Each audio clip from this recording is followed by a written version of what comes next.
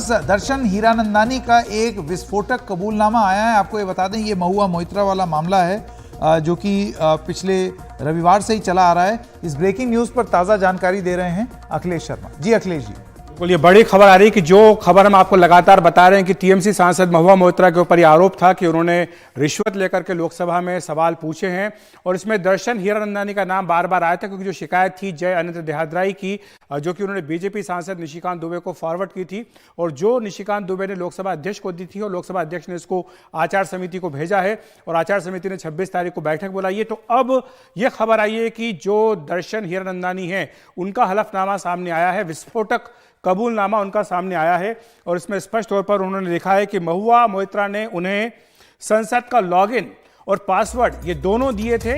ये बड़ी खबर दर्शन हीरानंदानी ने हलफनामे के जरिए बोला है, कबूलनामे के जरिए बोला है कि महुआ मोइत्रा ने मुझे संसद का लॉगिन और पासवर्ड दोनों दिए। मैंने महुआ के संसद अकाउंट पर सवाल भी अपलोड किए हैं। ये बात दर्शन हीरानंदानी ने लिखी है। उन्होंने आगे लिखा है कि मैंने अदानी ग्रुप को टारगेट करने के लिए ये सवाल भेजे थे। अपुष्ट जानकारियों के आधार पर महुआ के संसद अकाउंट पर मैं सवाल पोस्ट करता रहा। तो जो आरोप है, एक तरह से दर्शन हीरानंदानी उसकी पुष्टि कर रहे हैं कि वो महुआ मोइत्रा के संसद अकाउंट पर लॉगिन पासवर्ड डाल करके अपनी ओर से सवाल पोस्ट करते रहे थे।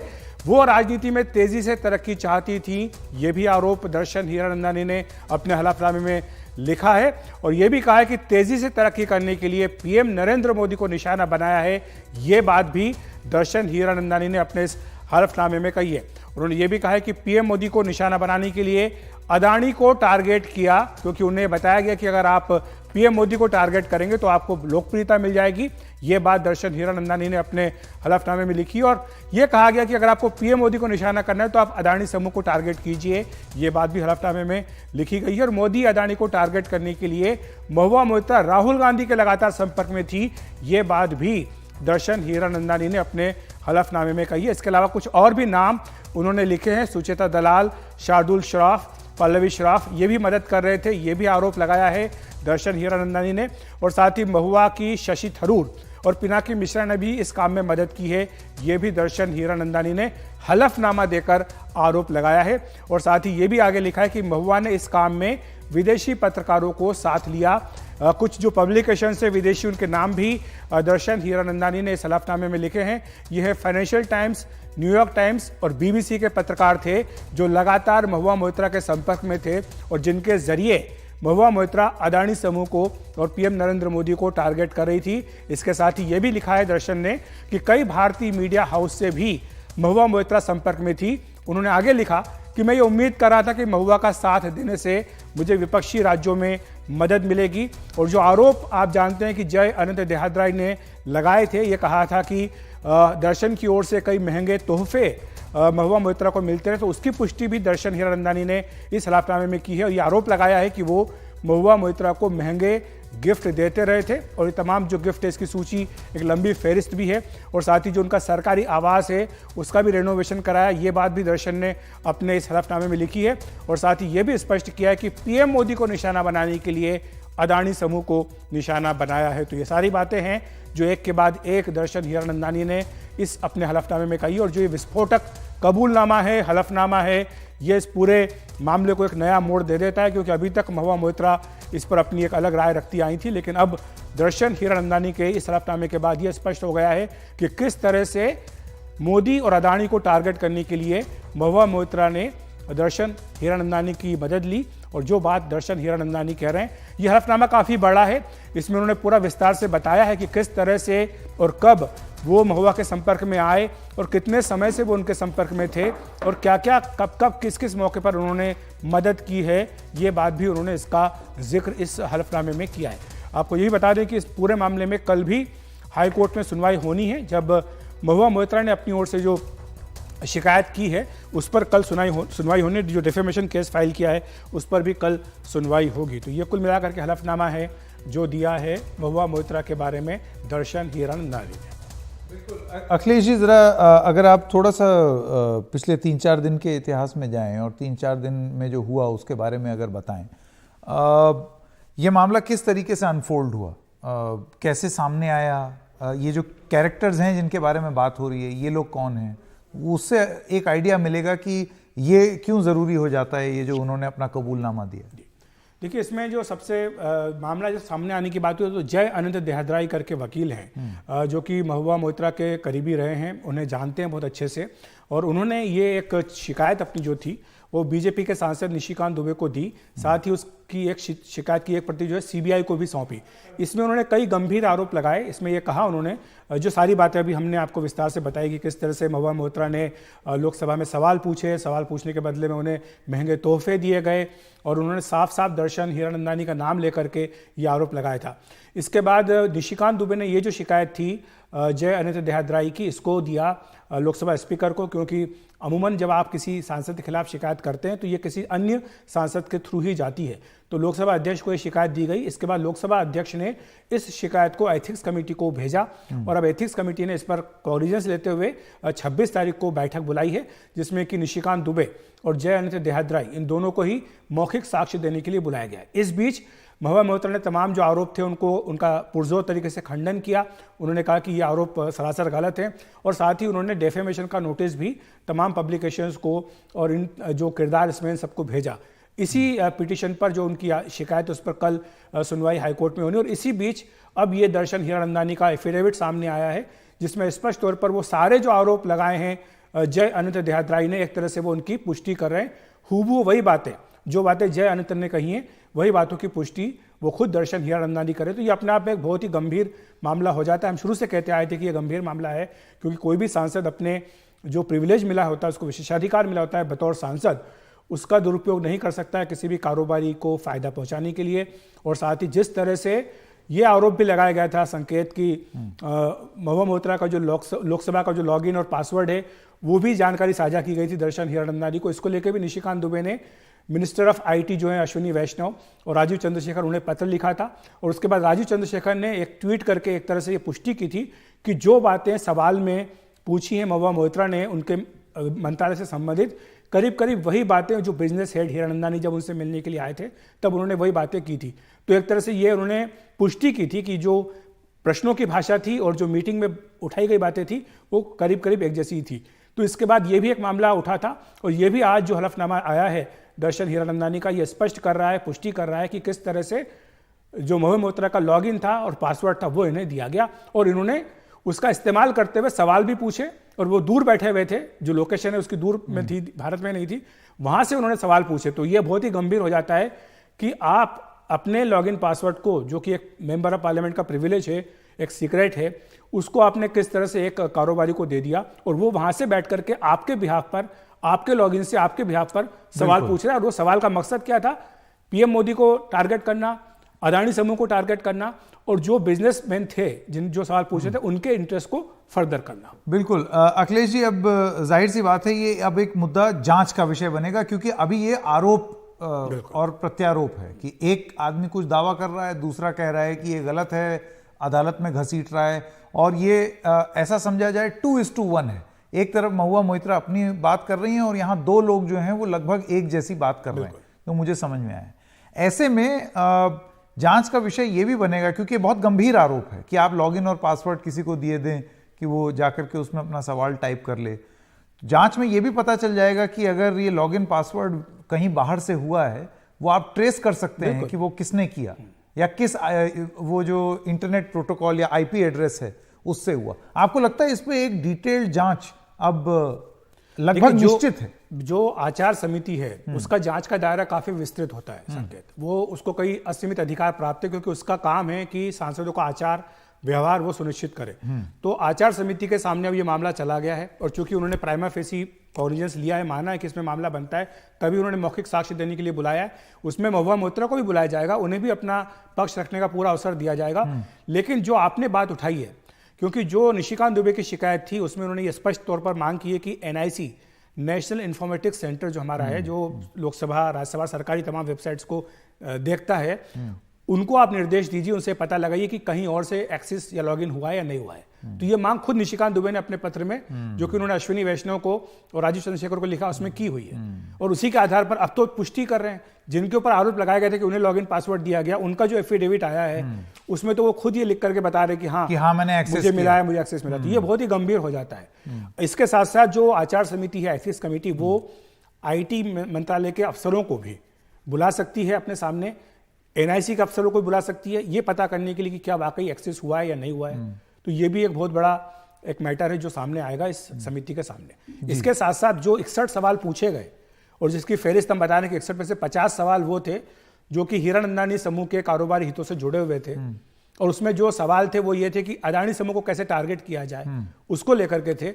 और अब जब खुद दर्शन हीरानंदानी अपने हलफनामे में ये कह रहे हैं कि हाँ मुझे लॉगिन पासवर्ड मिला गया, मैंने सवाल पूछे और अदानी समूह को टारगेट करने के सवाल पूछे, ये बात भी वो अपनी ओर से कह रहे हैं। तो ये मुझे लगता है कि काफी हद तक अब महुआ मोइत्रा के लिए मुश्किलें खड़ी करेगा। बिल्कुल।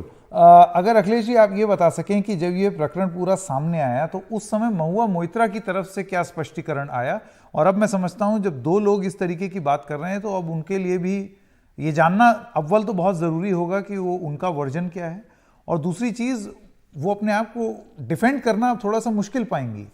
बिल्कुल, ये मुश्किल तो उनके लिए होगा, लेकिन जाहिर सी बात है उनके पास भी अपने रास्ते होंगे, उनकी भी अपनी एक सफाई होगी। उनका पक्ष अभी तक तो हमने जो देखा है कि वो सारे आरोपों का खंडन करती आई हैं। जब शुरुआत में निशिकांत दुबे का ये पूरा मामला सामने आया था तब उन्होंने साफ तौर पर कहा था कि लोकसभा स्पीकर निशिकांत दुबे के भी मामलों को देखें, और भी अन्य सांसदों के मामले इस तरह के हैं उन्हें देखना चाहिए। और जब ये आरोप लगाया था निशिकांत दुबे ने कि लॉगिन पासवर्ड दिया गया, तब भी महुआ मोइत्रा ने कहा कि केवल मेरा क्यों, आप बाकी सारे सांसदों का देखिए ना कि कहाँ से एक्सेस होता है। फिर आगे उन्होंने ये भी कहा था कि देखिए कोई भी सांसद जो होता है वो खुद से अपने अकेले से तो काम करता नहीं, उनका अपना एक स्टाफ होता है, सेक्रेटरियल स्टाफ होता है, उन लोगों के पास भी इसकी एक्सेस होती है, तो वो लोग भी इससे एक्सेस करके सवाल वगैरह पूछ सकते हैं।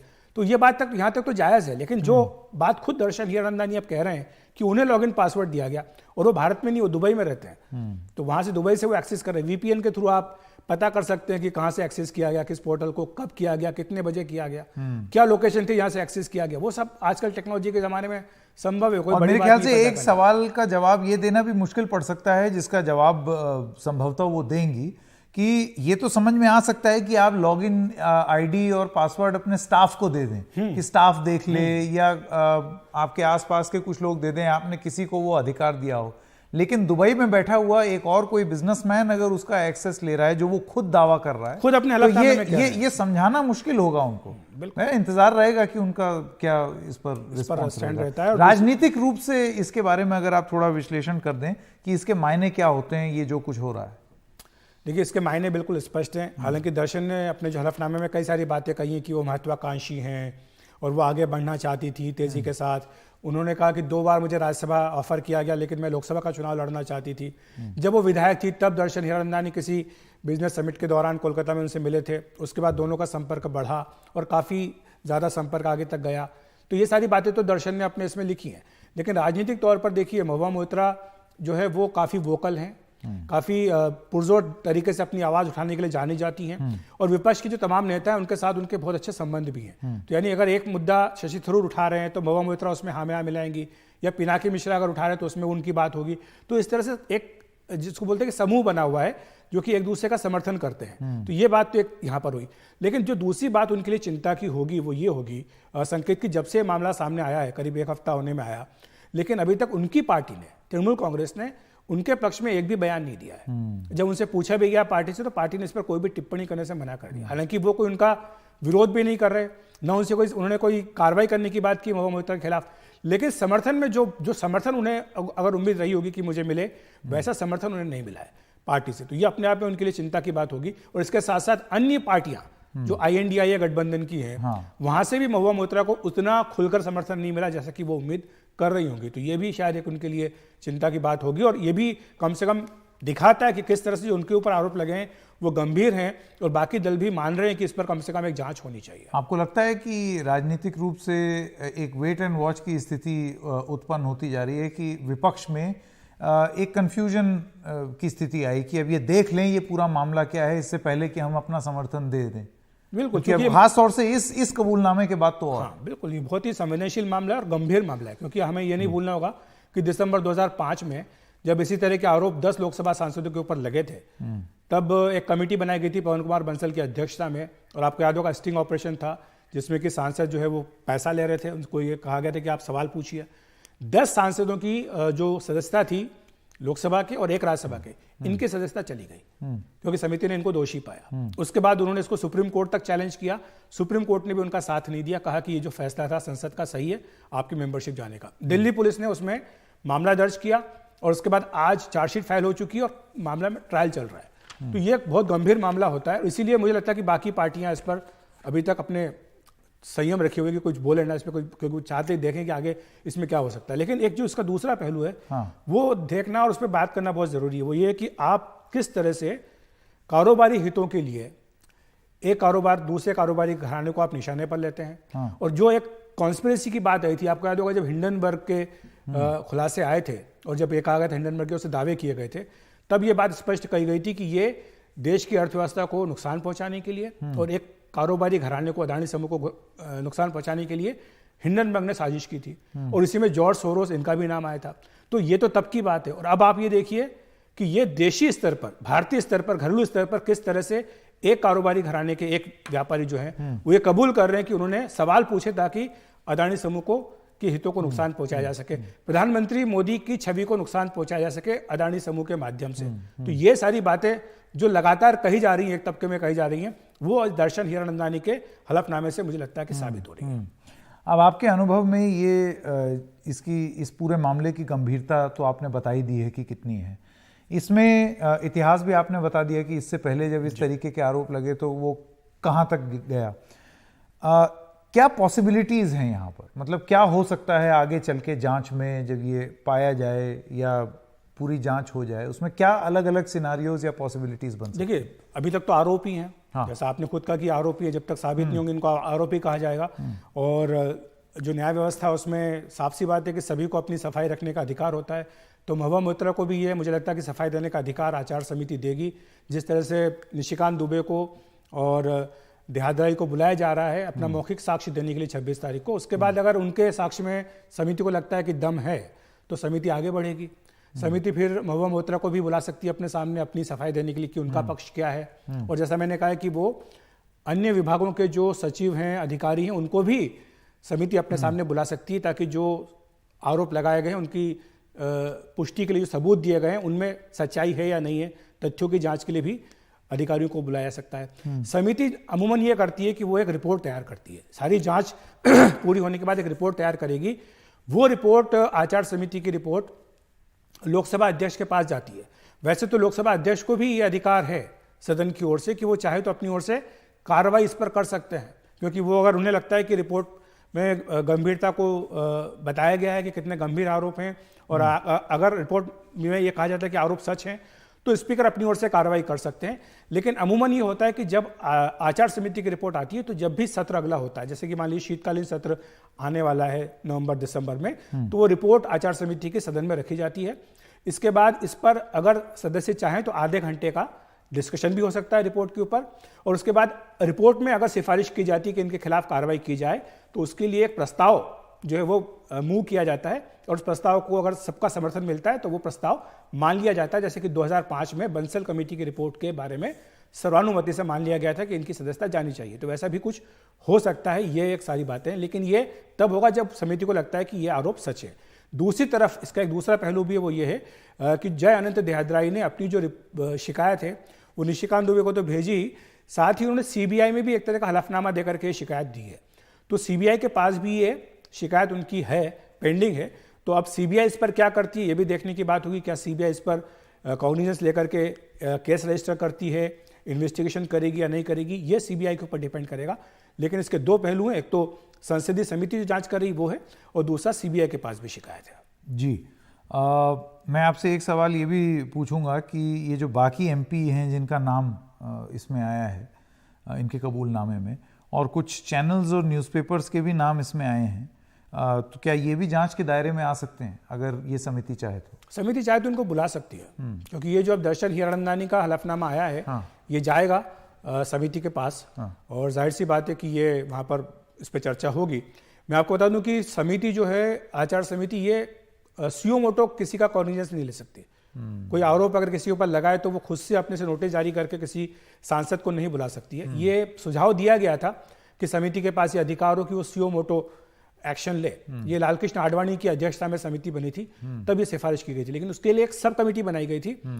दिलचस्प बात है कि उस सब कमेटी में निशिकांत दुबे भी थे और वो सब कमेटी अलग अलग देशों में गई थी और वहाँ क्या कानून है कोड ऑफ कंडक्ट को लेकर, एमपी का आचरण किस तरह का होना चाहिए, उनके कॉन्फ्लिक्ट ऑफ इंटरेस्ट है या नहीं है, इसको लेकर के उन्होंने तमाम जगह के जो नियम है संसदों के उनका अध्ययन किया था और फिर ये सिफारिश की थी कि देखिए सुओ मोटो पावर मत दीजिए, क्योंकि इससे क्या होगा कि एक दूसरे को टारगेट करने के लिए एमपी इसका इस्तेमाल कर सकते हैं, गलत इस्तेमाल कर सकते हैं। तो उन्होंने ये कहा था कि आप किसी एमपी के थ्रू भारत का कोई भी नागरिक किसी भी सांसद से अगर शिकायत है आचरण को लेकर तो शिकायत कर सकता है, लेकिन वो शिकायत किसी मेंबर ऑफ पार्लियामेंट के थ्रू आनी चाहिए और फिर वो मेंबर ऑफ पार्लियामेंट लोकसभा अध्यक्ष के ध्यान में उस बात को इस मामले में हुआ उसी रास्ते से वो लोग गए हैं कि जयानंद देहाद्री ने शिकायत की निशिकांत दुबे को, निशिकांत दुबे ने वो शिकायत भेजी लोकसभा अध्यक्ष को, लोकसभा अध्यक्ष ने वो शिकायत भेजी आचार समिति को, अब आचार समिति ने इन दोनों को ओरल एविडेंस के लिए बुलाया। तो ये पूरा इस तरह का साइकिल। लेकिन अखिलेश जी थोड़ा सा अगर आप इतिहास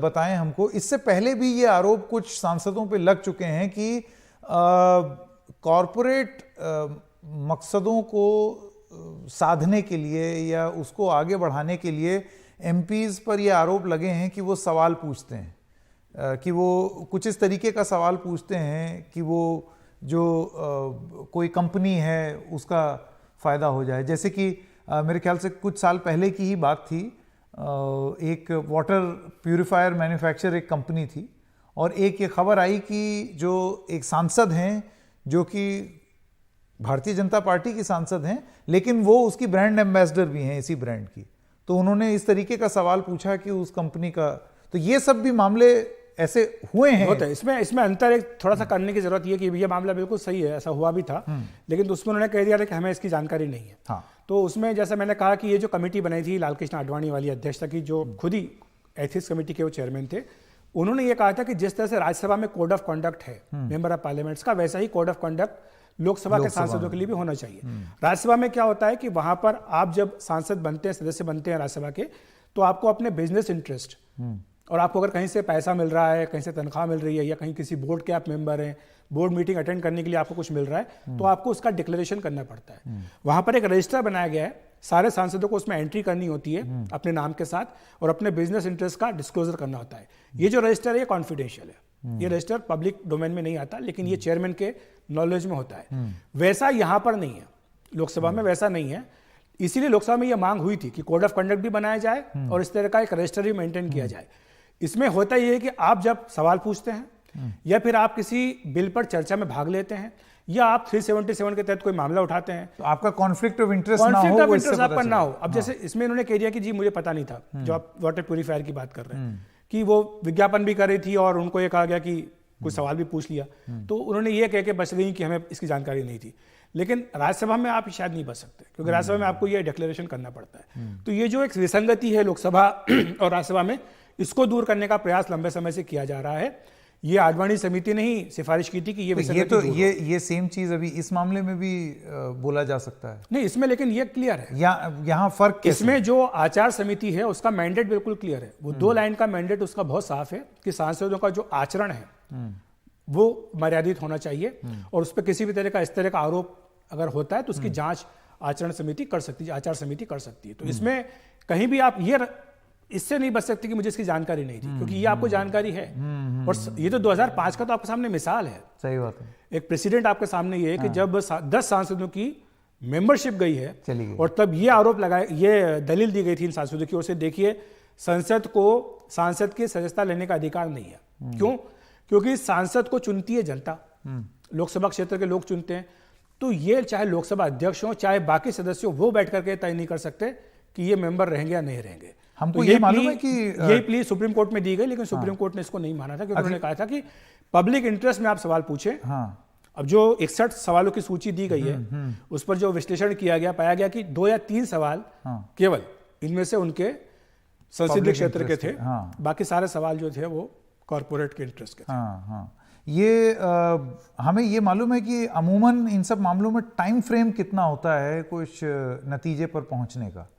देखिए, इसमें आचार समिति के सामने टाइम फ्रेम की तो बात इसमें नहीं कहीं कही गई है, लेकिन जाहिर सी बात है कि मामला गंभीर है और चूंकि अभी ये लोकसभा का कार्यकाल जो अगले 6-8 महीने में समाप्त होने वाला है, तो ये उनसे अपेक्षा यही की जाएगी मेरे ख्याल से कि वो जल्द से जल्द इसकी जांच करे। और हुआ भी ऐसा ही है, जब रिपोर्ट जिस दिन दी गई है, रेफर की गई, उसके अगले दिन ही नोटिस जारी कर दिए गए, 26 तारीख को मीटिंग बुला ली गई। तो मुझे लगता है कि वो भी शायद इसकी गंभीरता को समझते हैं और इसीलिए उन्होंने इस पर तुरंत जो है कार्रवाई की अपनी ओर से। अब आगे जब जांच होगी तो इसमें देखिए ये 2 दावे हैं, दोनों अपनी तरफ से ये क्लेम कर रहे हैं कि ऐसा हुआ है, तो इसकी पुष्टि तभी होगी जब इसके हिसाब से कोई एविडेंस आए जो कि ये कोरोबोरेट करे, जो कि ये बताए कि ये जो बोला जा रहा है वो सही है। जैसे कि हीरानंदानी जो हैं उन्होंने अपने कबूलनामे में जो सब बातें बोली हैं, एक आप कह रहे थे कि ये सर्वर एनआईसी से पता चल जाएगा कि वो बाहर से एक्सेस हुआ है या नहीं। ऐसी और क्या चीजें हैं जो कि दावे से तथ्य में बदल सकती हैं जांच की वजह से? सबसे बड़ा तो यही है कि एक्सेस दिया गया और जिनको दिया गया वो खुद एफिडेविट देके कह रहे हैं कि हमने एक्सेस लिया और हमने सवाल भी पूछे, तो उनका बयान ही मुझे लगता है कि अपने आप में काफी है उनको इंडाइट करने के लिए। लेकिन ये तो जांच का विषय है और जो समिति है वो तो अपनी जांच कर ही सकती है, लेकिन अगर इसमें क्रिमिनल कॉन्स्पिरेसी का जो आरोप लगाया है निशिकांत दुबे ने अपनी कंप्लेन में, और जयंत देहाद्रे ने भी लिखा है 120B की बात कही है, तो उस चार्ज के लिए, क्योंकि वो क्रिमिनल कॉन्स्पिरेसी का चार्ज है, तो उसके लिए तो क्रिमिनल इन्वेस्टिगेशन ही हो सकता है, तो वो तो काम सीबीआई कर सकती है।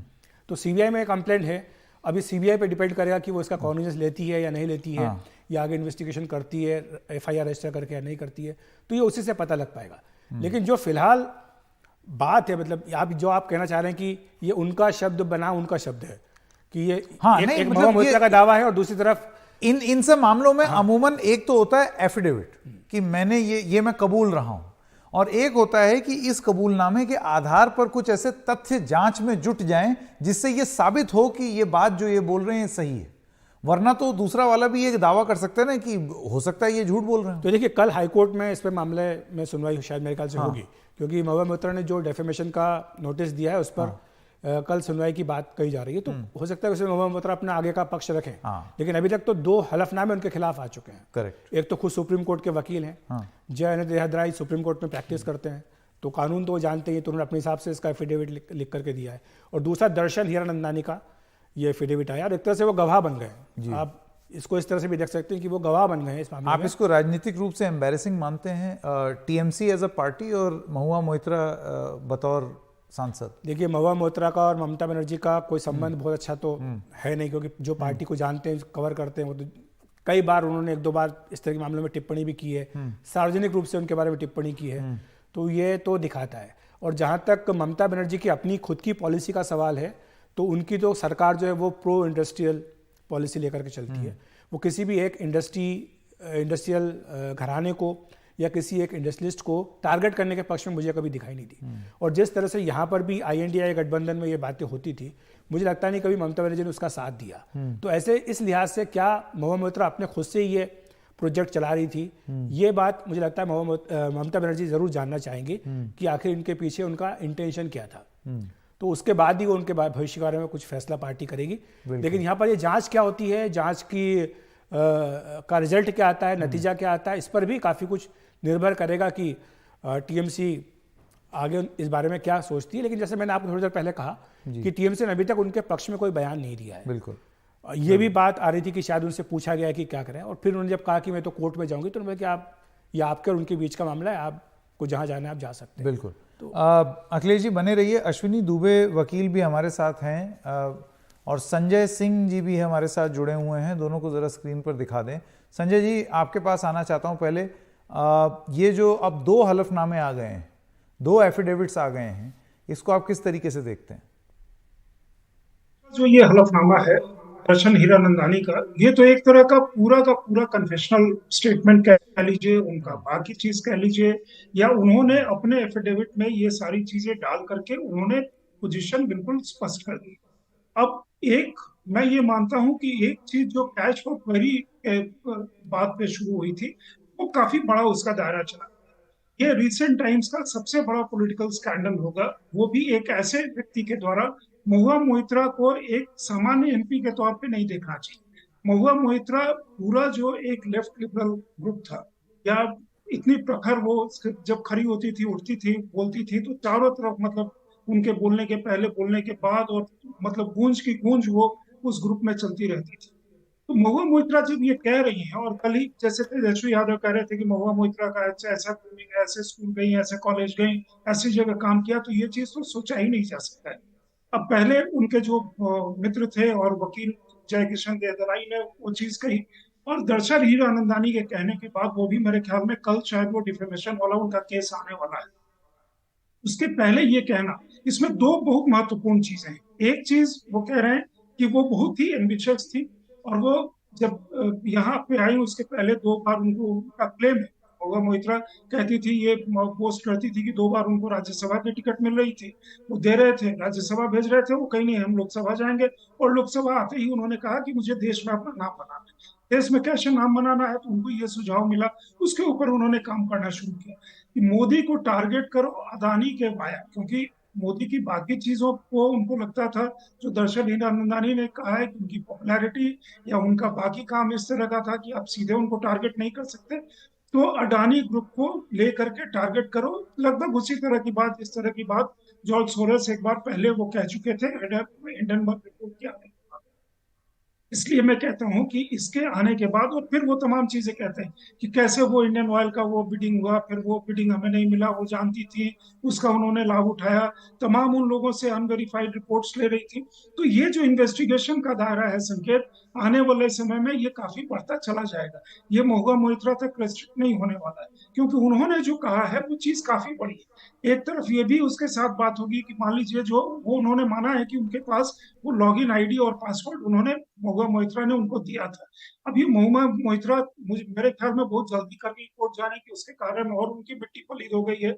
इसमें तृणमूल कांग्रेस को भी बहुत सारे जवाब देना पड़ेगा, क्योंकि एक व्यक्ति को आपने विधायक बनाया, उसके बाद उनको 2 बार आप राज्यसभा भेजना चाहती थी, उसके बाद लोकसभा आई और वही वहां ये कांड कर बैठी। उसमें ये भी लिखा हुआ कि इन द प्रोसेस वो राहुल गांधी से, शशि थरूर से, पिनाकी मिश्रा से काफी करीब हो गए थे। तो इंडिया अलायंस को भी बहुत सारा जवाब देना पड़ेगा। बहुत सारे ऐसे जर्नलिस्ट जिनका फाइनेंशियल रिपोर्टिंग में कुछ जर्नलिस्टों का बहुत नाम था, बहुत बड़ी उनकी क्रेडेंशियल वो स्थापित हो गई थी, उनके ऊपर भी ये काफी बड़ा एक अटैक है, क्योंकि उनका नाम है। तो उनसे भी पूछताछ होगी कि आप अनवेरिफाइड जो उनको चीजें सप्लाई करती थी वो क्यों करते थे, उसका इंटेंशन क्या था, वो क्यों किया जाता था, इस तरह के तमाम चीजें। इसका दायरा काफी बड़ा होता जा रहा है, ये बहुत बड़ा मतलब रिसेंट टाइम्स का। क्योंकि बाकी जो अगर आप देखेंगे पहले के जो कैच क्वेरी हुए थे, वो एक मतलब चीज आई थी कि पैसे के प्रलोभन में कर दिया जाए। ये इसका दायरा और इसका स्केल और इसका जो इम्प्लीकेशन है, जैसे मान लीजिए अडानी पे ही इतना टारगेटिंग हुआ, तो क्या हुआ कि शेयर प्राइसेस डाउन हो, शेयर प्राइसेस डाउन होने से भारत का एक जो इतनी बड़ी इंफ्रास्ट्रक्चर की कंपनी है, जिसमें किसी को घाटा नहीं हुआ, नहीं, कंपनी बहुत अच्छी चल रही थी, बाकी लोगों का फायदा था, बैंक का फायदा था, इन्वेस्टर का फायदा था, कंपनी मुनाफे में थी, तो नुकसान हुआ किसका? यहाँ तो किसी का नुकसान हुआ नहीं, इन्वेस्टर का नुकसान हो रहा है। तो ये चीज लेकर के कि एक बाकी जहां टॉप केवल आईटी कंपनी थी, वहां एकमात्र इंफ्रास्ट्रक्चर कंपनी थी, वो थी अडानी। तो उसको लेकर के दूसरी सवाल ये भी उठता है कि क्या वो अटैक सिर्फ अडानी के माध्यम से इकोनॉमी पे भी चोट थी? तो इसका दायरा बढ़ता चला जाएगा। मुझे लगता है कि सीबीआई को जो कंप्लेंट फाइल की गई है, वो सीधे सीबीआई ले सकती है, या कोई मान लीजिए केंद्र सरकार कहेगी या कोर्ट कहेगी, या क्या होगा मुझे पता नहीं, लेकिन उनका डिफेमेशन भी आने वाला है ऑलरेडी। दूसरी जो एक बात है कि जो महुआ मोइत्रा ने डिफेमेशन का फीस, मेरे ख्याल में डिफेमेशन जब भी आप किसी के बारे में दाखिल करते हैं जिसमें कि क्वांटम कोई स्पेसिफाई होता है, तो उसके मुताबिक कोई उसको फीस जमा करना है। उसके लिए भी उन्होंने कोई पिटिशन दी थी, वो पिटिशन उनकी खारिज हुई। महुआ मोइत्रा बहुत बुरी तरह इसमें फंस चुकी है। अब वो जो ब्लस्टर था एक्स पर आकर के, ट्विटर पे आकर के एक्स कहते हैं, या मतलब कुछ भी कह दें, ये ऐसे है, वो ऐसे है, ये कर दिया, वो कर दिया, तमाम लोगों के खिलाफ नहीं, अपने आप को लेफ्ट डिफेंड राइट करना सेंटर। उनके लिए थोड़ा क्या मतलब काफी मुश्किल होगा। अब देखना ये होगा कि वो बोलेंगी क्या। अश्विनी दुबे भी हमारे साथ जुड़ गए हैं। अश्विनी जी, आपके विचार। देखिए संकेत जी, अब तक तो ये था कि जो एथिक्स कमेटी है उसको एक मेंबर ऑफ पार्लियामेंट के कंप्लेंट के आधार पर जांच करने के लिए भेजा गया। लोकसभा स्पीकर ने जो है कहा कि ये आर्टिकल 105 का वायलेशन है, और जो प्रिविलेज है, जो इम्यूनिटी है, वो इम्यूनिटी के ऊपर प्रश्न खड़ा हुआ तो ब्रीच ऑफ प्रिविलेज है। अब दूसरा इसका एक पहलू था कि इसी के समय इन्होंने ज्यादा ऑफेंसिव होते हुए तमाम जो मीडिया संस्थान थे या वो जो लोग थे, चाहे मेंबर ऑफ पार्लियामेंट हो चाहे उनके पुराने मित्र रहे हो, सबको लीगल नोटिस उन्होंने डिफेमेशन का जारी कर दिया। अब आज हीरानंदानी के इस स्टेटमेंट के बाद जो तमाम एविडेंसेस थे, उन एविडेंसेस को बल मिलता है। संकेत जी, आपने लीगल भी बहुत कवर किया है, आप जानते हैं कि अप्रूवर की एडमिसिबिलिटी क्रिमिनल लॉ में कितनी है वो बाद का विषय है, लेकिन यहां पर यह है कि ये थोड़ा सा मामला कैश फॉर क्वेरी स्कैम से थोड़ा सा अलग है 2005 से, इसलिए कि यहां पर सर्कमस्टेंशियल एविडेंसेस के बेसिस पर एक एविडेंस को एस्टैब्लिश करना है।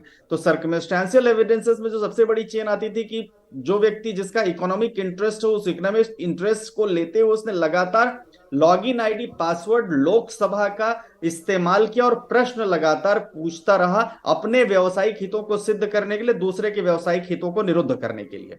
अब इन परिस्थितियों में आज के इस डेवलपमेंट के बाद जो member of parliament Mahua Moitra है, उनका जो क्लेम है, उस क्लेम पर जो उनका वो कहना है कि नहीं ये गलत है, ये बिल्कुल गलत है, बहुत सारे लोग पीए रखते हैं, पीए और वो सब, उस सब कुछ थ्योरी को डिसमेंटल हो जाती है। दूसरा, यहां पर सीधा सीधा सवाल आता है कि क्या आपको जो फ्रीडम ऑफ स्पीच की इम्यूनिटी थी, फ्रीडम ऑफ आस्किंग क्वेश्चंस की जो इम्यूनिटी थी, जो आर्टिकल 105 आपको लोकसभा के अंदर प्रश्न पूछने की इम्यूनिटी दिया था, उसका आपने ब्रीच कर दिया, क्योंकि आपके एक दो नहीं तीन तीन ऐसे जो इनडायरेक्ट एविडेंसेस थे वो डायरेक्ट एविडेंस में तब्दील हो गए। तो उनके लिए प्रश्न खड़ा भी होगा और निश्चित तौर पर एथिक्स कमेटी जो बनी है, जिस काम के लिए बनी, उस एथिक्स कमेटी को प्रूव करने में आसानी होगी। अगर मान लीजिए संकेत भाई की एथिक्स कमेटी एक रिजल्ट पर पहुंचती है कि महुआ मोइत्रा ने अपने वेस्टेड इंटरेस्ट के लिए प्रश्न पूछा, तो ये फिर वो इलीगल ग्रेटिफिकेशन और फिर जो उन्होंने जो जो गिफ्ट लिया प्रश्न पूछने के लिए, तमाम और भी जो एलिगेशन है वो अगर निशिकांत दुबे जी के प्रूव हो जाते हैं तो इनके लिए ट्रबल खड़ा होगा। आप याद करिए संकेत भाई, बहुत एक्सटेंसिवली आपने कवर किया है। इंदिरा गांधी के ऊपर भी इसे ब्रीच ऑफ प्रिविलेज का मुकदमा चला था, सुब्रमण्यम स्वामी के ऊपर भी ब्रीच का मुकदमा चला था, 11 एमपीज के ऊपर भी ब्रीच का मुकदमा चला था, और उसके पहले तमाम ऐसे केस संजय सिंह के ऊपर भी चला। तो ये, लेकिन ये ऐसा नहीं है कि आपने कागज फेंक दिया, आपने मेंबर ऑफ जो लोकसभा स्पीकर हैं उनकी तरफ आपने कुछ भद्दे इशारे कर दिए, आपने मिसकंडक्ट किया। ये ऐसा प्रश्न है जिसमें आपने एक व्यावसायिक व्यक्ति के व्यावसायिक हितों की सिद्धि के लिए आपने व्यावसायिक तरीके से प्रश्न पूछा, यानी आपने, आपका भी व्यावसायिक हित था।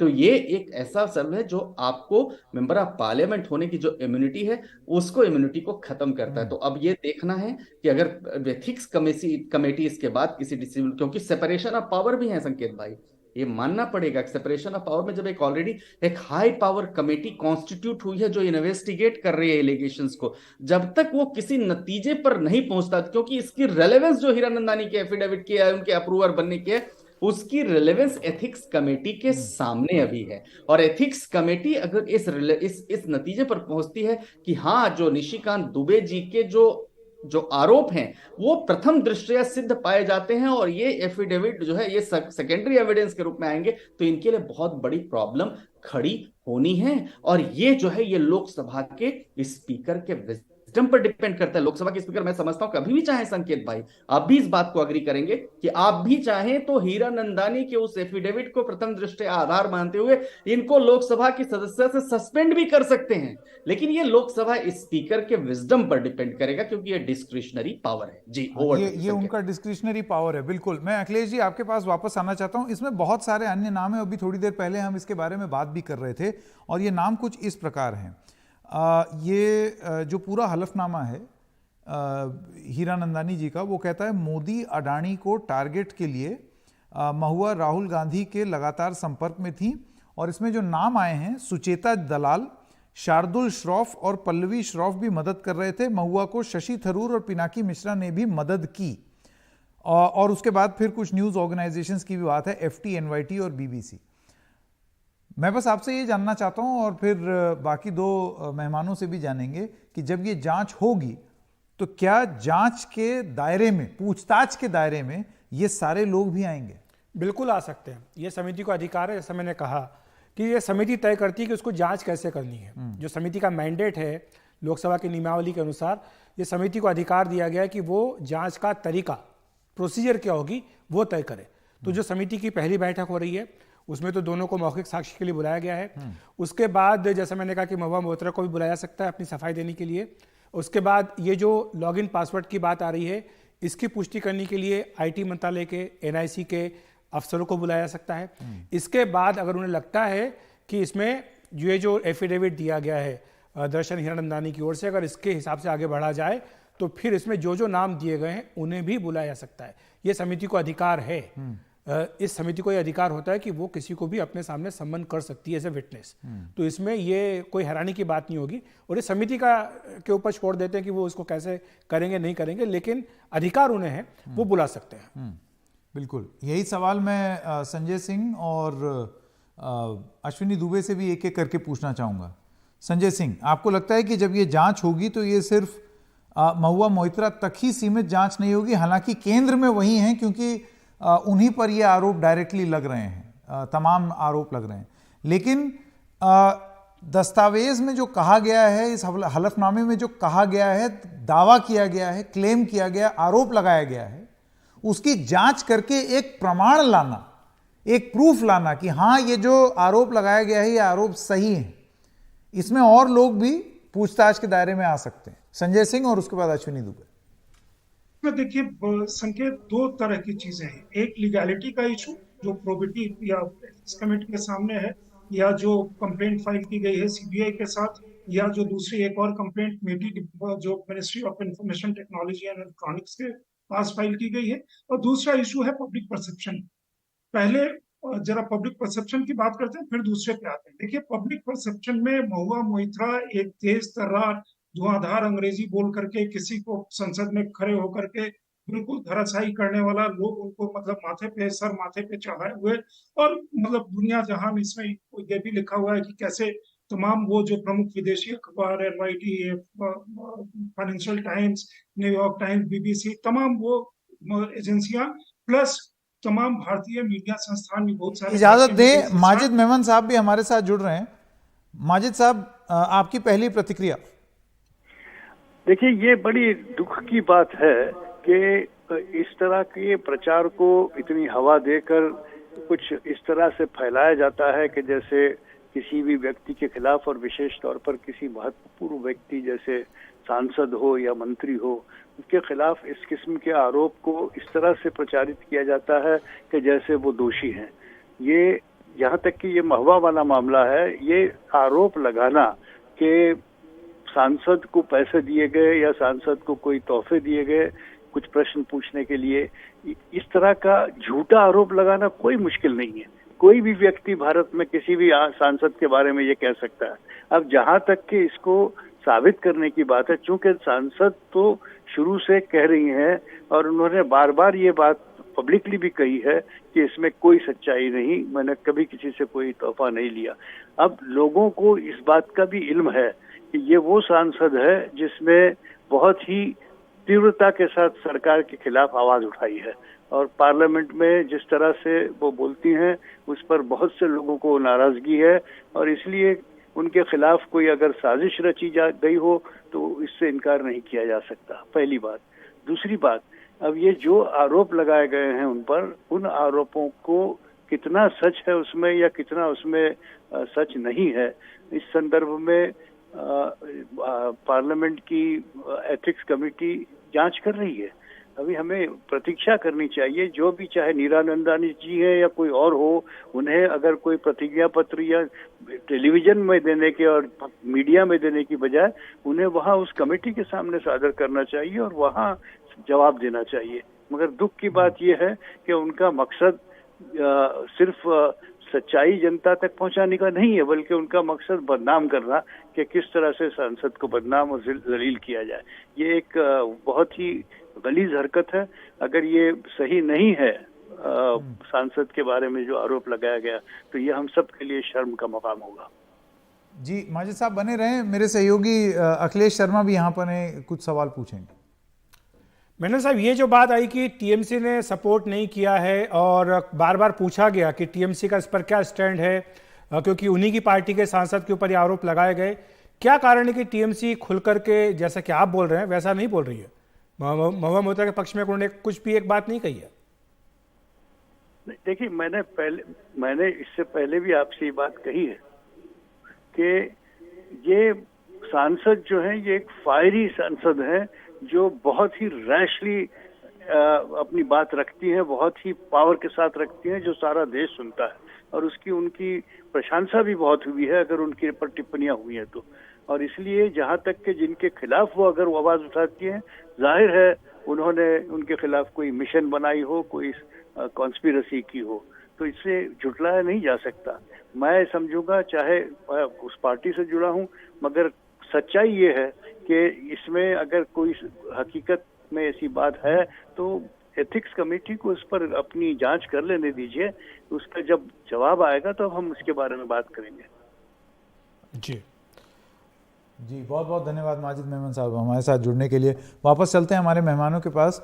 अश्विनी दुबे जी, मैं अब आपके पास आना चाहता हूं, और ये जो सवाल अभी थोड़ी देर में पहले जी हाँ माफ कीजिएगा, ये मेरी गलती हो गई। आपका सवाल, आपका जवाब कट गया था। जी संजय जी। नहीं, मैंने जहां खत्म किया, मैं जिस लाइन पे आर्गुमेंट कर रहा, जो कह रहा था, माजिद मेनन साहब ने उस पर पुष्टि कर कि महुआ मोइत्रा मतलब हमारे लिए इतनी इंपॉर्टेंट है। दूसरी चीज जो अखिलेश ने उनसे सवाल पूछा, उसका उन्होंने जवाब नहीं दिया कि तृणमूल पार्टी क्यों नहीं सपोर्ट कर रही है, क्योंकि तृणमूल को वो कन्विंस नहीं कर पाई, या तृणमूल को लगता है कि इसमें कोई गड़बड़ घोटाला पड़ा है और हम इसमें पीछे आकर के अगर सपोर्ट करेंगे तो हम भी पूरी तरह फंस जाएंगे दलदल।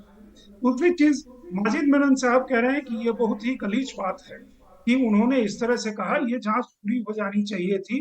तो मैंने उनको बहुत बार सुना है टेलीविजन पे, बहुत सारे ये बेनिफिट ऑफ डाउट को दूसरे किसी को देते नहीं। महुआ मोइत्रा के बारे में कहते हैं क्योंकि उनका नाम इतना बड़ा था, सही बात है, उसमें भी लिखा हुआ है जो दर्शन हीरानंदानी ने कहा है, और जो परसेप्शन वाली बात हम कह रहे थे। तो इसलिए जो महुआ मोइत्रा के साथ ये तमाम जो बड़ा सा ब्रिगेड है, वो भी ब्रिगेड सवाल के दायरे में आता है। अब दूसरी बात है लीगैलिटी की, इसलिए मैं कह रहा हूँ ये इशू काफी बड़ा होता है। दूसरी बात है लीगैलिटी। एक तो है एथिक्स कमेटी, जिसकी मीटिंग 26 तारीख को वो बुलाया जाएगा। उसके पहले मेरे ख्याल में, अगर मैं सही कह रहा हूँ, तो कल उनका डिफेमेशन वाला भी आने वाला है। उसके पहले ये आ गया। साथ में महुआ मोइत्रा जी ने उसके लिए जो डिफेमेशन के लिए जो पर्याप्त राशि जमा करनी होती है, वो उन्होंने जमा नहीं की है। उसके लिए उन्होंने कोर्ट में अर्जी लगाई थी, वो अर्जी खारिज हो गई है to best of my knowledge, subject to correction, क्योंकि उसमें वो एक्सटेंशन चाह रही थी कि वो एक्सटेंशन दिया जाए ताकि वो पूरी राशि उसमें जमा करनी होती है, वो राशि वो जमा करें। कितना है उसकी मुझे जानकारी नहीं है, और कितने का उन्होंने डिफर्मेशन डाला है। तीसरी बात यह है कि जब ये एथिक्स कमेटी से, अब ये सीबीआई को भी कोई कह सकता है, या मिल्की की जो इन्वेस्टिगेशन होगी, और ये जो नाम आए हैं पत्रकार, मैं पहले भी कह रहा था, समय मैंने नाम नहीं लिया था, ये जो नाम आए हैं 3 नाम जो अनवेरिफाइड अगर इंफॉर्मेशन सप्लाई कर रहे थे, जो लगता है कि इस केस में मोटिवेटेड भी हो सकता है, या किसी और कारण, किसी और इन्फ्लुएंस के कारण हो सकता है, वो सब भी जांच के दायरे में आ जाएगा। तो ये बहुत बड़ी एक जांच के दायरे में वो चीजें बढ़ती चली जाएंगी। संजय जी, क्या कुछ और भी चीजों की जांच नहीं होनी चाहिए आपके हिसाब से? कुछ सवाल जो मन में आए हैं अभी ये पूरी घटनाक्रम को देखते हुए, जो अभी कुछ दिनों पहले OCCRP की एक रिपोर्ट आई जिसने जो है अदानी समूह को निशाने पर लिया था, और आज ये जो हीरानंदानी का कबूलनामा आया है, जिसके बारे में अश्विनी जी ने भी कहा कि ये अपने आप में बहुत ही एक गंभीर बात है कि किस तरह से वो खुद ही सारी बातों को स्वीकार कर रहे हैं, आरोपों की पुष्टि कर रहे हैं। क्या ये दोनों बातें जुड़ती हैं कि जिस तरह से ये OCCRP की भी रिपोर्ट आई, और फाइनेंशियल टाइम्स जो लगातार एक तरह से अपनी मुहिम छेड़े हुआ है इस समूह के खिलाफ, क्या ये सारी बातें एक दूसरे से जुड़ती हुई ये बताती है कि एक बहुत बड़ा षड्यंत्र चल रहा है देश की अर्थव्यवस्था को अस्थिर करने के लिए? देखिए अखिलेश जी, आपने बड़ा लाजमी सवाल पूछा। ये पूरा प्रकरण जब हिंडनबर्ग का रिपोर्ट आया, उसके बाद जो सेबी और सुप्रीम कोर्ट ने जो एक्सपर्ट कमेटी बनाई थी, उस कमेटी ने क्या कहा कि इसमें शॉर्ट सेलिंग की जो सेबी ने और ईडी ने उनके माध्यम से जो जानकारी प्राप्त की, और उसके बाद जो उन्होंने रिपोर्ट सबमिट करी थी, उसमें ये कहा कि ये जो शॉर्ट सेलिंग की प्रक्रिया, ये रिपोर्ट आने के एक हफ्ते पहले शुरू हो गई और उसमें इन लोगों का है ऐसे ऐसे इन्वेस्टिगेशन चल रहा है। ब्रॉडली उसमें जो एक्सपर्ट कमेटी की रिपोर्ट थी उसमें अडानी को क्लीन चिट था। उसके बीच में जॉर्ज सोरस साहब जो बात कर रहे हैं, जो महुआ मोइत्रा के बारे में जो दर्शन हीरानंदानी जी कह रहे हैं, वो 2+2 जो आकर के वो भी जुड़ जाता है। इसीलिए कोई एक्सटर्नल इन्फ्लुएंस भी महुआ मोइत्रा या बाकी लोगों के साथ काम कर रहा था क्या, ये एक सवाल उठता है। क्योंकि वो भी यही कह रहे थे कि मोदी को इस अडानी के माध्यम से टारगेट करो, अगर वो टारगेट करोगे तो अडानी मोदी हिल जाएगा और पुरानी जो व्यवस्था है, डेमोक्रेटिक प्रोसेस जो इंडिया में है, वो स्टैब्लिश हो जाएगा, मतलब कांग्रेस का आ जाएगा जिसके साथ उनका बड़ा अच्छा दोस्ताना था। दूसरी चीज है कि वो रिपोर्ट मतलब जहां थी सुप्रीम कोर्ट में वो मसला है, आप जेपीसी का डिमांड करते रहे, आप सुप्रीम कोर्ट को नहीं मान रहे थे। जो ओसी आरपी का रिपोर्ट था वो ब्रॉडली उसी का एक रिहाइश था, उसमें कोई नई बात नहीं थी। एफटी में भी वो चीज कही गई। अब राहुल गांधी जी का कल जो प्रेस कॉन्फ्रेंस हुआ उसमें वो बड़ी इंटरेस्टिंग बात कह रहे हैं। मतलब उस पे काफी मीम्स और काफी तरह के मतलब वो क्लिप्स चले हैं कि यहाँ बटन दबाओ और वहां पैसा मिलेगा, सब्सिडी इसलिए दे रहे हैं कि वो कोल मतलब ज्यादा इन्वॉल्सिंग हो रही। अब मतलब बिजार लॉजिक है। साथ में उन्होंने एक चीज और भी कही कि कोई और जगह ऐसी बात होती तो वो सरकार चली जाती। मतलब एक फाइनेंशियल टाइम्स के रिपोर्ट कुछ लिख दे और ऐसी सरकार है तो वो सरकार चली जाए। तो इसलिए बहुत उसका जो दायरा है वो दायरा मेरे ख्याल में वो बढ़ता जाएगा, क्योंकि इसमें जितने नाम आए हैं और जिस तरह की बात हो रही है, ये अप्रूवल दर्शन हीरानंदानी भी कोई सामान्य व्यक्ति नहीं है, एक बड़े व्यवसायी हैं, बड़े कारोबारी हैं, उनका काफी बड़ा व्यवसाय है, काफी बड़ा कारोबार है। तो एक तरह से वो कह रहे हैं कि वो फ्लिश होते रहे और उन्होंने ये करने दिया कि उनका कोई तरह का इन्फ्लुएंस हो।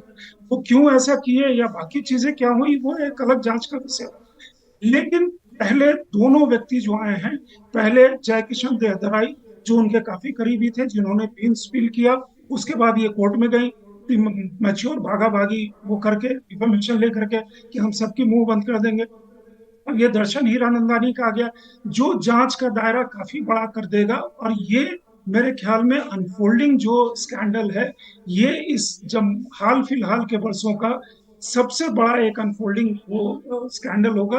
क्योंकि जैसा अगर मान लीजिए कि अभी उनकी माजिद मेनन साहब की हम बात मान लें तो उनका इतना बड़ा प्रभुत्व हो गया था जिसके कारण वो दूसरा कॉन्स्पिरेसी एंगल देख रहे हैं, लेकिन इसके कारण वो जो पूरा का पूरा इकोसिस्टम है उसको काफी बड़ा डेंट पहुंचेगा। इसलिए ये सामान्य चीज नहीं, ये जो है वॉर काफी बड़ा हो। अश्विनी जी भी हमारे साथ बने हुए हैं। अश्विनी जी, ये जो बात कही जा रही है कि एक तरह की क्रिमिनल कॉन्स्पिरेसी की गई, लाखों निवेशक हैं जो अपना पैसा लगाते हैं और जिस तरह से हिंडनबर्ग की रिपोर्ट के बाद शेयर बाजार में उथल पुथल हुई, आपको लगता नहीं कि उनके साथ विश्वासघात हुआ, जिन्होंने अपने जीवन की कमाई जो है वो गंवा दी और एक तरह से उनके जो हित थे उनको सीधा सीधा चोट पहुंचाने की कोशिश की गई? और क्या आप इसको एक वाइडर कॉन्स्पिरेसी के तौर पर देखते हैं? देखिए, अभी तक जो सुप्रीम कोर्ट की रिपोर्ट आई थी और जस्टिस एएम सप्रे कमेटी की जो रिपोर्ट थी, उस रिपोर्ट को देखें तो जो एक वेस्टेड इंटरेस्ट के तहत यहां पर टारगेट करने की कोशिश की थी भारत की इकोनॉमिक व्यवस्था को, भारत की इकोनॉमिक कंडीशन को और इकोनॉमिक जो स्टेबिलिटी थी उसको, वो आई क्योंकि सुप्रीम कोर्ट में जो जस्टिस एएम सप्रे के साथ साथ एक्सपर्ट कमेटी की रिपोर्ट थी, आप याद करिए, उस रिपोर्ट ने कहीं पर यह नहीं कहा था कि अपने व्यावसायिक हितों सिद्धि के लिए रूल्स को फ्लाउट किया गया, ये सब कहीं नहीं आया। दूसरा, सेबी की जो भी बात आई थी वो एक अलग विषय। अब सवाल यहां पर है कि एक व्यक्ति को भारत के संविधान के तहत पार्लियामेंट के अंदर प्रश्न पूछने पर प्रिविलेज मिलता है, इम्यूनिटी मिलती है, और वो immunity political economical vested interest के लिए वो मेंबर ऑफ पार्लियामेंट फ्लाउट करता है।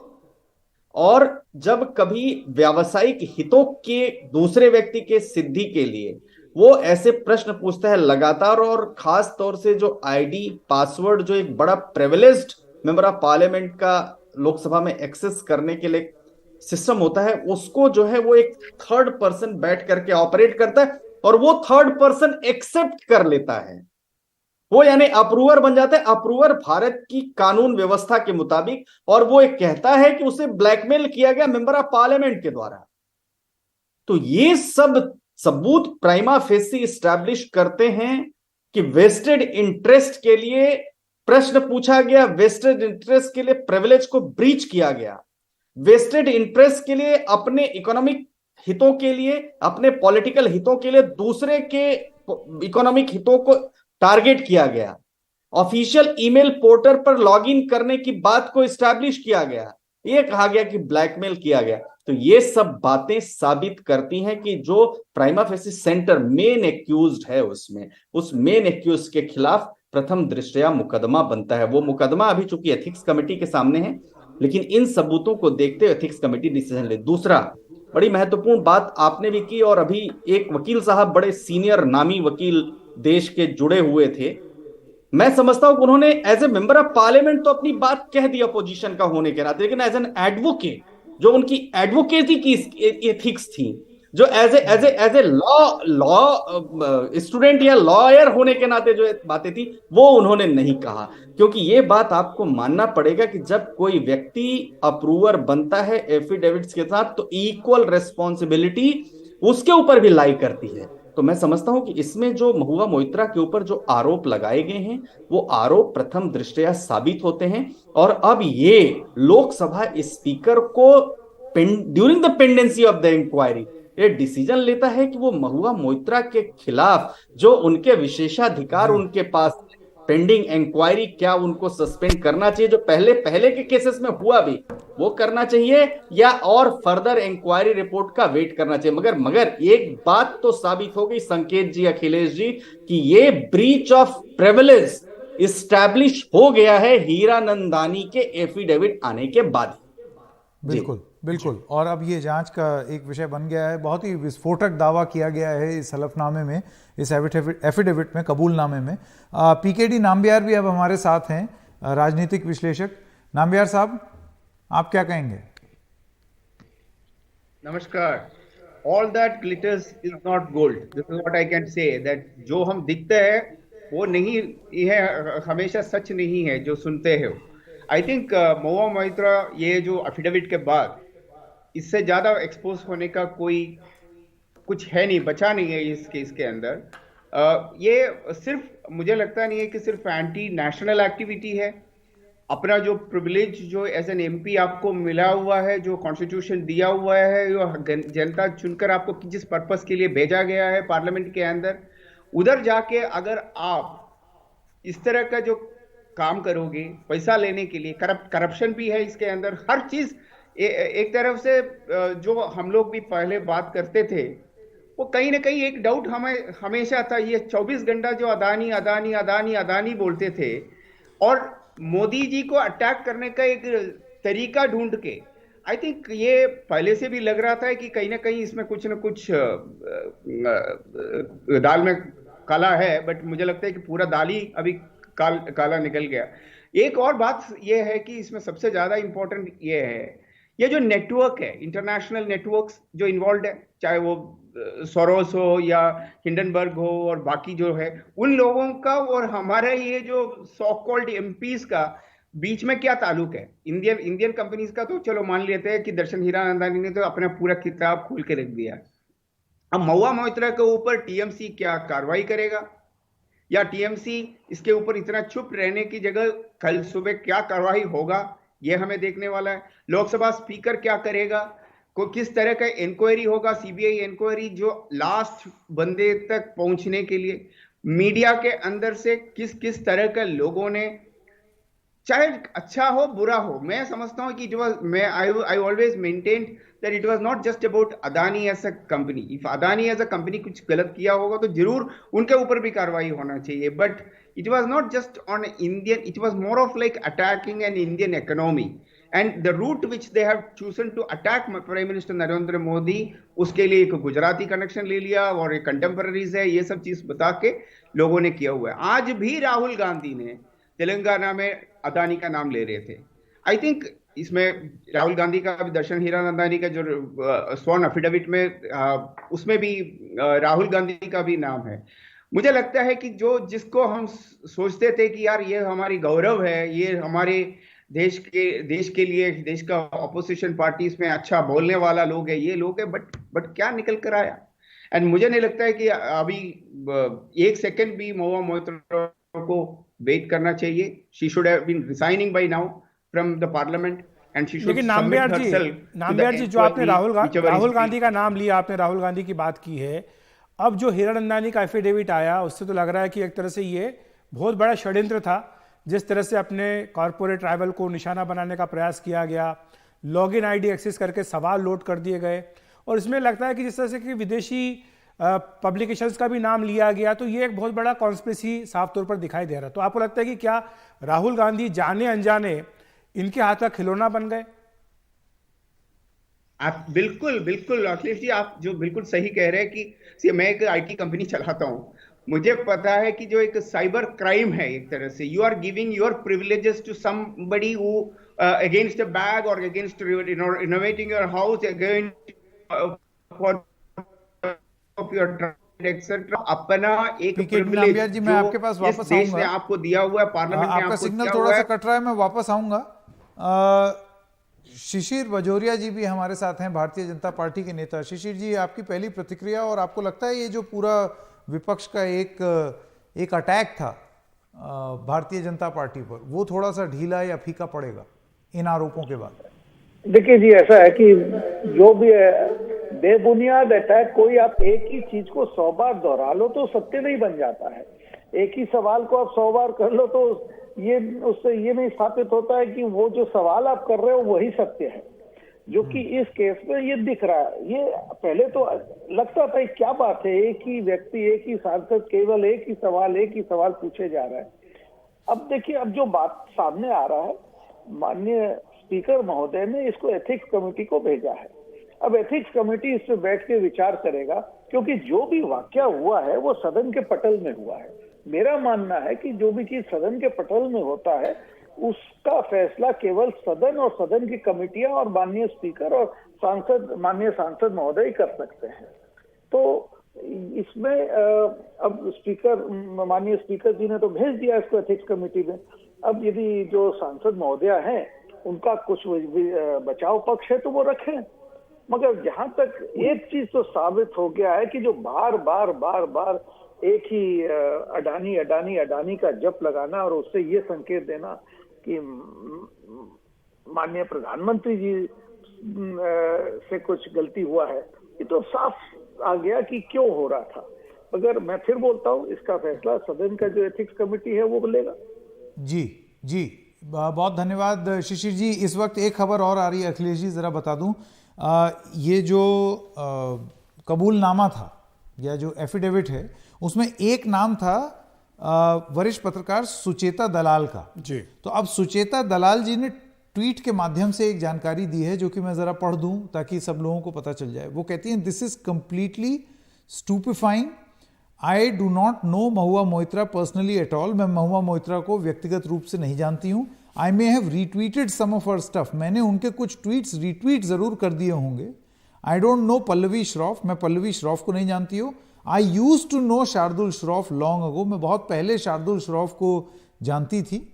आई dare any one to find any links between me and them. मैं चैलेंज करती हूँ कि कोई मेरे और उनके बीच में कोई तालमेल या कोई अगर समझौता हुआ हो या बातचीत हुई हो, उसको साबित कर दे. Requesting IT minister Rajeev Chandrasekhar to help me get to the bottom of it. Ashwini Vaishnav also please help.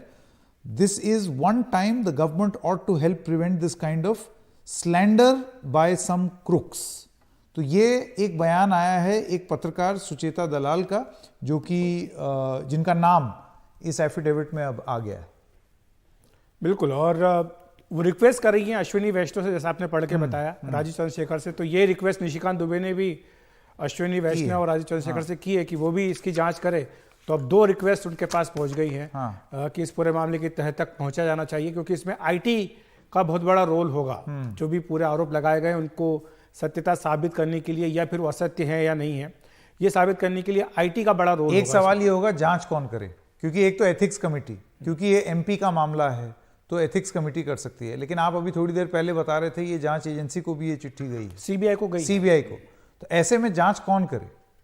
देखिए, सर्टेन करके भी एक संस्था है, सर्टेन, यस, भारत सरकार की, जो इस तरह के पूरे गेटवेज पर नज़र रखती है, कब कहाँ से लॉगिन हुआ, कहाँ से पासवर्ड डाला गया, कहाँ से एक्सेस किया गया, क्या क्या लोड किया गया, अपलोड किया गया, डाउनलोड किया गया, ये जानकारियाँ मेरे ख्याल से होती होंगी। इसमें कोई तकनीकी जो विशेषज्ञ हैं वो ज़्यादा रोशनी डाल सकते हैं, लेकिन ये सारी एजेंसियाँ हैं जो जांच करती आई हैं। हमारे जो वेबसाइट्स हैं अपने खुद के पर्सनल होते हैं या सरकार के होते हैं, इन पर साइबर अटैक ना हो, उनकी साइबर सेफ्टी सुरक्षा, इसकी जिम्मेदारी भी सर्टिन की होती है। तो सर्टिन को भी ये काम दिया जा सकता है। और nic.in जो कि लोकसभा राज्यसभा की वेबसाइट को देखता है, अब डिजिटल संसद उसका नाम हो गया, अब दोनों की वेबसाइट मिला दी गई है, डिजिटल संसद उसका नाम रख दिया गया है, तो वो भी उसके पास भी एक्सेस होती है। और अब तो खुद एक हलफनामा देकर कह रहे हैं कि मेरे पास एक्सेस था।